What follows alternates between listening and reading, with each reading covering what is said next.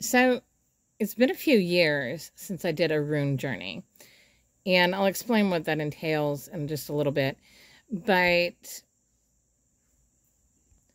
the sheet that I'm showing is from that journey. And so it's been coming up a lot recently. Runes in general, bind runes, things of that nature, using them in a different way. And I've grown a lot and transformed a lot since I did my first rune journey. And my first rune journey really was specifically, gave me my wheel and my cycle of how life, death, rebirth works, which was really, really interesting and really cool when I did it. And I'm not going to forget that piece because it has a lot of meaning to me in the way that it was brought together. But I do think it's time to kind of refresh. And so I think I'm going to do another rune journey. And funny enough, okay, so what you're seeing here, these little pennies with little runes written all over them, I actually did that I think it was to show somebody that you could take whatever that was laying around and make a set of runes. You didn't need to go out and buy them. You didn't need to put all this stuff into them. When I did my first rune journey, it was literally like little pieces of paper, and I wrote a rune on each one, and I put it into a jar, and then I drew one every single day. And that's how I did my rune journey, and that's how I got my wheel in the order that they went through. So I think I'm going to use these little pennies, these little runes, because I've kind of gotten attached to them, surprisingly enough. Easy to carry in my pocket, pretty hidden for most people, so, you know, they're not really paying attention to me when I pull things out of the little bag. And I don't know, there's just something about them I've really kind of grown attached. So I think I'm going to use them. So for the rune journey itself, this is how I did it. I got the idea from a book that I was reading. I think it was like Odin's Runes or something like that. I can't remember exactly. I've got it somewhere on my bookshelf. But you pull a rune each day, and you really focus on just that rune.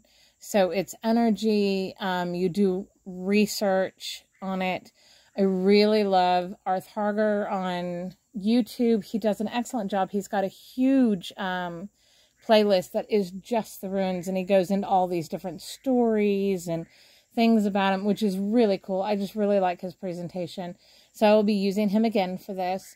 I'll also look at other sources, including the one that I already made. So I'll be using my source again as well, because this is how I first connected with them. And I kind of want to see, you know, how it's progressed. Does any of them change? Do any of them have a deeper meaning for me now than they did when I first did the journey? And so you do all the research, you keep a notebook, write down all of the different things that stand out to you, things that really catch you when you're doing the research, whether it's certain words or phrases, things of that nature. And then at the end of the day, you know, you kind of sit with that rune and feel its energy, what comes to your mind, you know, whether it's a trance or a meditation or however you want to commune, doing that piece.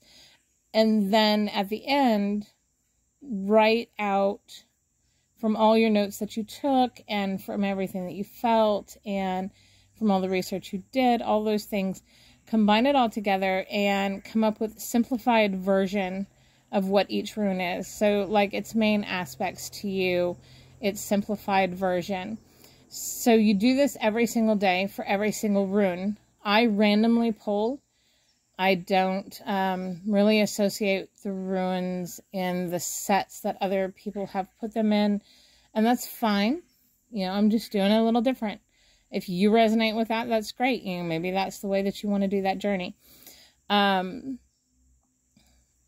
in the end, not only are you connecting on a spiritual level with that rune, on an energetic level with that rune, but you're also creating your own guidebook for that rune for later.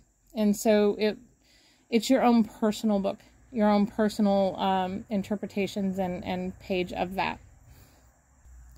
And then you can use them for all kinds of things. You can pull them for specific, energies to focus on for the day. You can use them in readings and casting the runes, or I've even seen people do, like a tarot spread, and instead of picking cards, they pick out a rune and put it in each spot.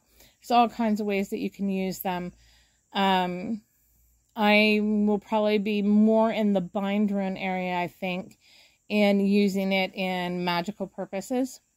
I think that's where we're going with this, but we'll see. It's always an adventure, and they never quite let me know where I'm heading and how deep we're going. I generally have like a surface idea, and then my guides and ancestors, take it from there. So yeah, have you ever done a rune journey? I would love to know down in the comments. Let me know. Have you ever done a rune journey? How did you do it? What were aspects that you really enjoyed with it? What are things that you didn't feel worked well for you? All those types of things. Let's have a discussion about this. All right. Have a great one.